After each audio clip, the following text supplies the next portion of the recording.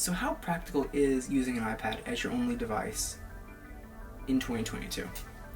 Well, we're going to talk about that and a couple other things in this video, so go ahead and subscribe to the channel so you don't miss any content that I upload in the future.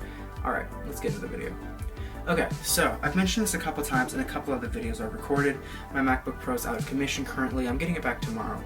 But that has meant for the past week and a little bit over, I've been using my iPad as my only device. Now, that has some perks and that has some negatives. It has the upsides and the downsides, just like everything else in life. So let's get into some of those. So, one downside is having a very small keyboard. Having an 11-inch iPad means your keyboard is very small. Now, again, I have a 16-inch MacBook Pro, so it's a much bigger keyboard, and I'm also getting my parents to ship out my Magic Keyboard, my full-size Apple Magic Keyboard, at some point in the near future. That's going to be fantastic. It's nice. It's going to be nice to have a big keyboard with my monitor and have a more open desk layout. So that's going to be fantastic to have that. So it's a small keyboard and an even smaller trackpad. To be fair though, this trackpad is bigger than a lot of like Dell and HP trackpads these days. I'm just very spoiled with my Apple trackpad because that thing is gargantuan. So it's fine, but trackpad is small, keyboard is small, so you do notice that and run into issues with that sometimes. Another thing that's actually not the most ideal is working on stuff like math, having a tiny screen. And now that I have a monitor, it's a little better, not really because it's just mirroring it bigger, but an issue that I've run into quite a bit is having a display this small.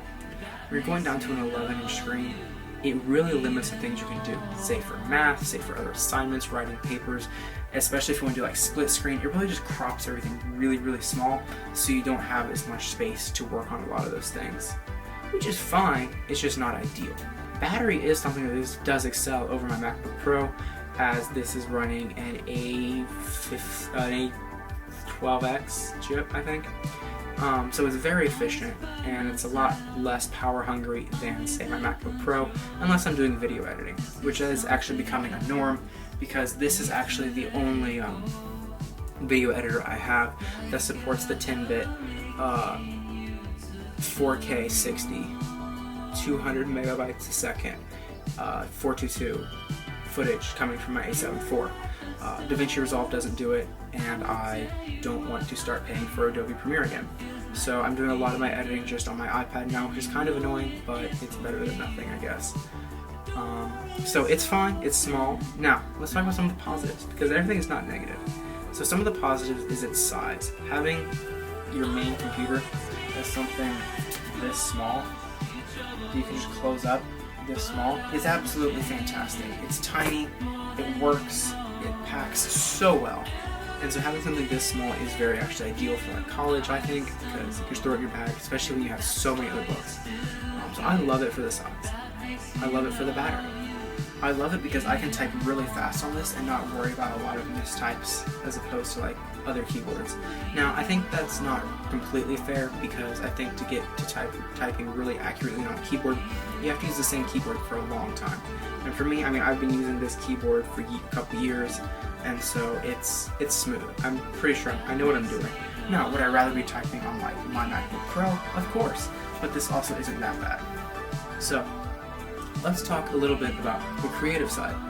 Now, the creative side is actually probably a little better. The creative side is more well optimized for a tablet experience. I mean, we have the full Adobe application on here, like full Adobe Lightroom, Photoshop.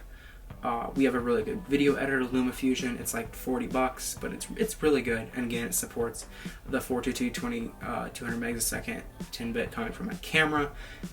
It has a lot of these high-powered apps. Now, would I like to have an M1 iPad Air or an iPad Pro? Oh, most definitely. I would probably get an iPad Pro. But this is beyond getting the job done, and so I'm very thankful for that. Again, having this iPad with the storage it does, which is 512, is actually very effective and efficient for me, because it allows me to do a lot of things on the go and not have to worry about running out of storage. I don't have to keep bouncing stuff between SD cards. I don't have to keep bouncing stuff between drives. I can just throw it all on the iPad and worry about it later. That's why my phone also has 512 gigs actually, because having that storage really frees up a lot of the things you can do. So, that's a lot better.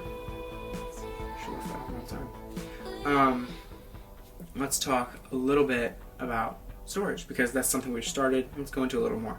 So I'm currently using 481 out of 512 gigabytes. Again, most of that's just files that I've moved over as I'm dealing with my computer issues, but having this storage is very helpful, and I mentioned that previously. What all can you really do with the storage? Well, if you're a gamer, that's great, do that. I know Apple Arcade doesn't use a lot of storage, but it would allow you to download more games. If you do a lot of traveling, it would allow you to do a lot of downloading of movies. I'm not going to go into all the details about the things you can do with an iPad with a lot of storage.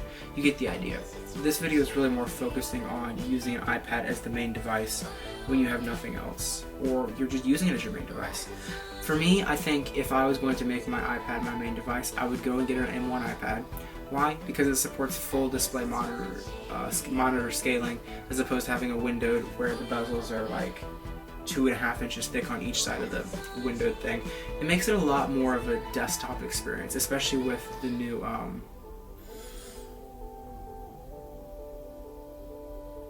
what's it called? What's it called? Stage Manager. It makes it a lot more of a desktop experience with the new Stage Manager, because it can minimize your apps on the side and make it look a lot more like a desktop. And it just works a lot better too, frankly. I've not had the opportunity to, but from what I've seen and what I've read, it does seem like that works a lot better. I have a friend who has an M1 iPad, and he says he loves Stage Manager connected to a monitor, because it really makes it an actual viable option if you don't have a laptop, and it makes it feel much less tablet-esque. So that's something I would think about if you're looking at getting a tablet as your main device. So, this was a shorter video. With that being said, I'll catch you guys in the next video. Hope you found this video useful and interesting, because I love making these videos that are pretty quick. Yeah, so social medias are linked below. Be sure to follow me. Be sure to check out all the new photos I'm posting, and check out the website, because stuff is going up there pretty frequently as well. If you have any questions about the stuff you saw in this video, be sure to comment down below and I'll respond to you as soon as possible. But while you're down there, go and hit the like button as you're going down to the comment section. Hit the subscribe button, move over, hit that bell so you're notified anytime I post a new video for you to watch. And then go on down and comment what you want to see in an upcoming video, or what you think I could have done better in this video. With that being said, I'll catch you guys next video. Take it easy, fam. Peace.